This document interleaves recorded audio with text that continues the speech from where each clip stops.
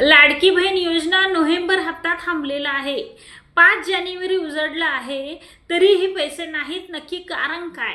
जानेवारी महिना आलाय पण अजूनही लाडकी बहीण योजनेचा हप्ता खात्यात जमा नाहीये. मेसेज देखील आलेला नाहीये. KYC पूर्ण, बँक खाते बरोबर, तरीही पैसे का आले नाहीत? योजना बंद झाली का? डोक्यात अनेक विचार येत आहेत. पैसे कायमचे बुडणार का? काही सुचत नाहीये. पुढचा हप्ता मिळणार का? हेही माहीत नाहीये. तरी पण आपण धडपड करतोय का? तुमची जर अशी अवस्था असेल तर हा व्हिडिओ शेवटपर्यंत पहा. चला, आपण नवीन अपडेट घेऊन आलो आहोत तर व्हिडिओ शेवटपर्यंत पहा. चला, व्हिडिओला नवीन सुरुवात करूया. कारण एक चूक तुमचे पैसे थांबवू शकते. हजारो महिलांचे मला फोन येत आहेत की ताई, ऑक्टोबर महिना गेला, नोव्हेंबर महिना गेला, डिसेंबर गेला, जानेवारी आला तरी आमचे काही महिन्यांचे पैसे थांबलेत. कारण घरखर्च, औषध, मुलांचे शिक्षण, 1500 रुपये ही लहान वाटतात पण गरीब महिलांसाठी ही मोठी मदत आहे. नोव्हेंबर हप्ता न मिळण्याची प्रमुख 7 कारणे असू शकतात.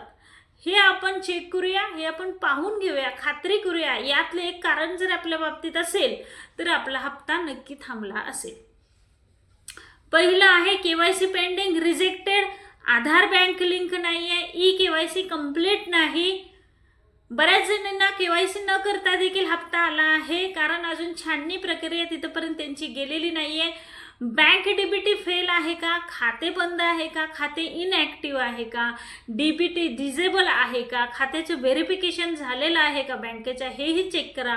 डुप्लिकेट ॲप्लिकेशन केलं आहे का? 2 वेळा अर्ज केला आहे का? किंवा आधार डुप्लिकेट आहे का? आधार लिंक नाही का? आधारमध्ये बदल केला आहे, वारंवार त्याच्यात बदल करून तुम्ही नवीन आधार काढला आहे का?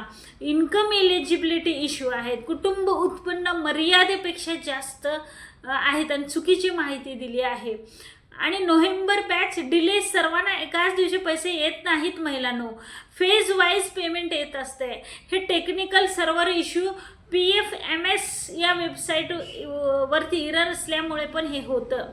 MPCM मॅपिंग एरर पण येतो. आपले बँक क्षेत्र तपासण्यासाठी पण एरर येतो शासनाला, त्यासाठी वेळ लागत असतो. या गोष्टीसाठी गव्हर्नमेंट व्हेरिफिकेशन पेंडिंग असतं. तालुका किंवा जिल्हा स्तरावरती फायली पेंडिंग असतात. म्हणून असा या गोष्टी आहेत की गव्हर्नमेंट रूल्स बदलले आहेत 2026 नुसार, पण योजना बंद नाही आहे. अधिकृत GR मध्ये हप्ता थांबवण्याचा कुठलाही आदेश नाही.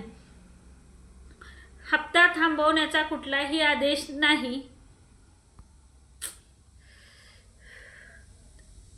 KYC कंप्लीट असणाऱ्यांनाही व्हेरिफिकेशन डिले होऊ शकतो. म्हणजे पैसे रद्द नाहीत, फक्त होल्डवर आहेत. आता कमेंटमध्ये सांगा कोणाला हप्ता कोणत्या महिन्यातला भेटला, कोणाला हप्ता भेटला नाही. आणि अजून कितीतरी बहिणी आहेत त्यांनी सांगा की मला हप्ता भेटला नाही.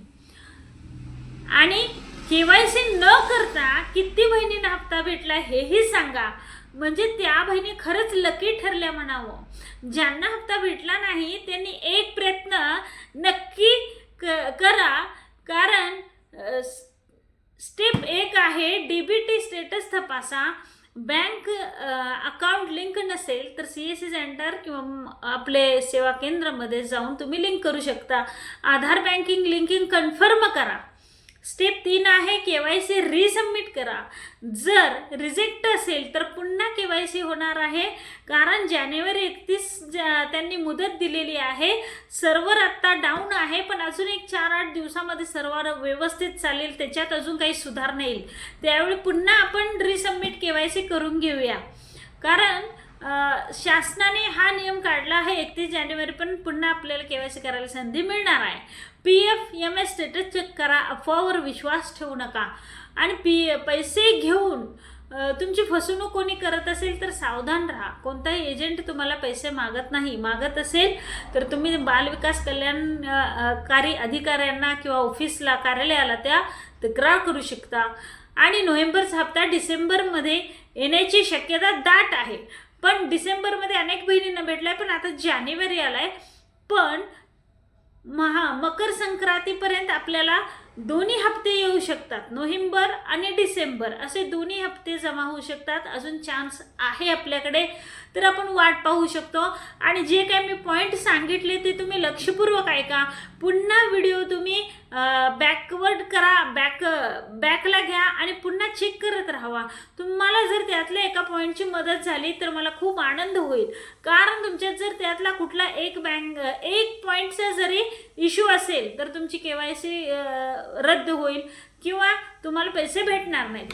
तर तुमच्या काही कमेंट मला मिळत आहेत भरपूर की तुम्ही मेसेजमध्ये सांगा मला की तुमचा कुठला हप्ता मिळाला नाही आणि KYC न करता खास कोणाकोणाला हप्ता मिळाला आहे आणि कोणत्या गावातून कोणत्या जिल्ह्यातून तुम्ही बोलत आहात हेही मला सांगा, जेणेकरून मी चेक करत जाईन की तुमच्या भागामध्ये पैसे कधी येणार आहेत आणि कधी आलेत हे तुम्हाला मला व्हिडिओमध्ये पुढच्या सांगता येईल.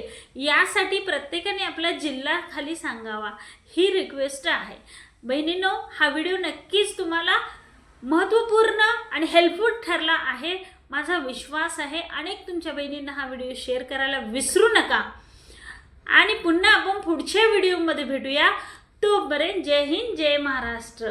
निश्चिंत राहा. लाडकी बहीण योजनेचा हप्ता आपल्या सर्वांना भेटणार आहे.